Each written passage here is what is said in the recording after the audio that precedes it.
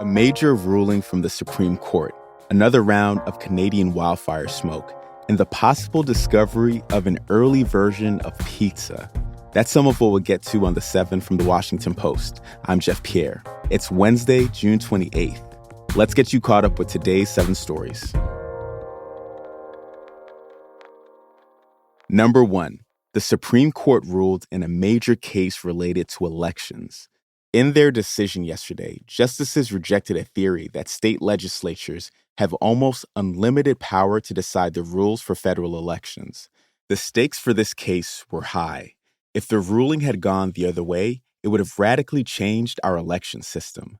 State lawmakers would have had the ability to draw congressional maps without interference from state courts. That's even if those maps blatantly favored one party over another or violated voter protections. This and other election decisions have taken some people by surprise.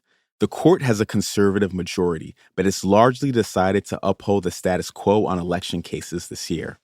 Also yesterday, justices ruled in a case that raises the bar for prosecuting someone under the First Amendment for making threats.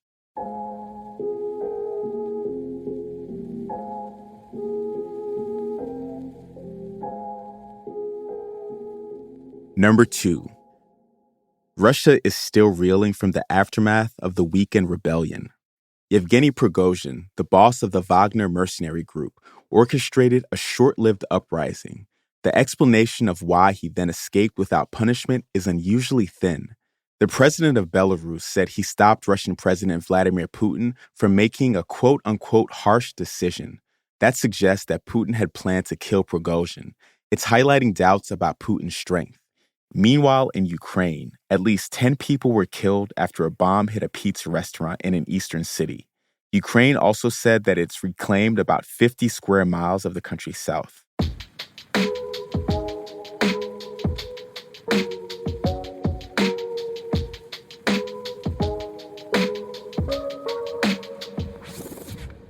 Number 3, another round of Canadian wildfire smoke is hitting the U.S. This is happening in the Great Lakes region. Yesterday, air quality in Chicago was the worst in the world among major cities.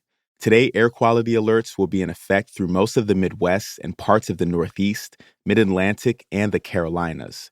Meanwhile, in the South, a record-breaking heat wave is still baking Texas. The heat wave will move across the southern and central U.S. in the coming days.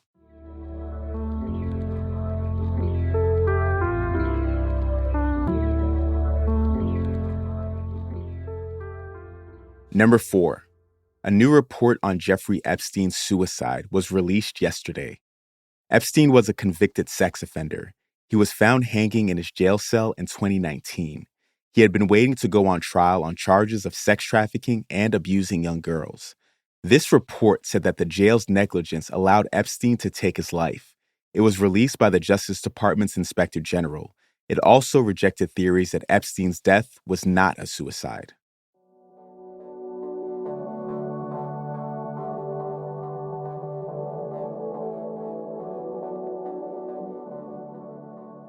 Number 5, British actor Julian Sands has been found dead.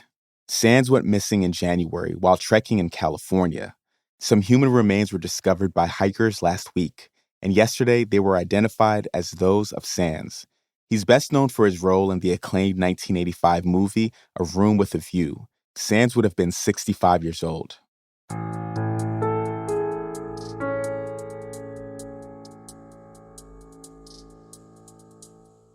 Number 6, Ryan Seacrest will be the new host of Wheel of Fortune.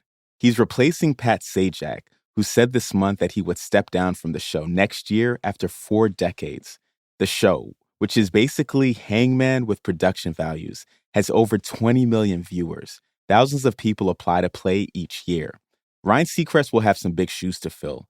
I like to think of Pat Sajak as the LeBron James of game show hosts when it comes to career longevity. Sajak has the record for the longest amount of time hosting the same game show.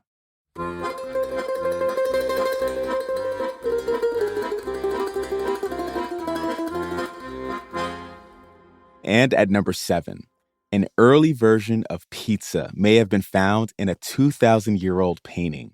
A fresco, That's a mural done on plaster, was recently discovered among the ruins of Pompeii in Italy. The city was destroyed after a huge volcanic eruption in 79 AD.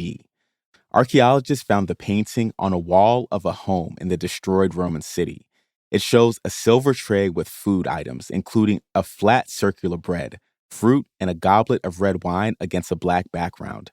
The bread is missing mozzarella and tomato, but experts think that it could be a distant ancestor of the pizza we know today.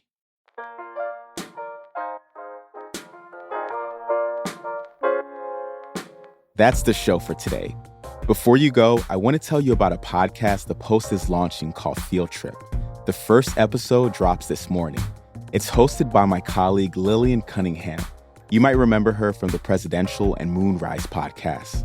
In this new series, she explores the past and uncertain future of America's national parks, helping us understand the most urgent stories playing out in the iconic landscapes.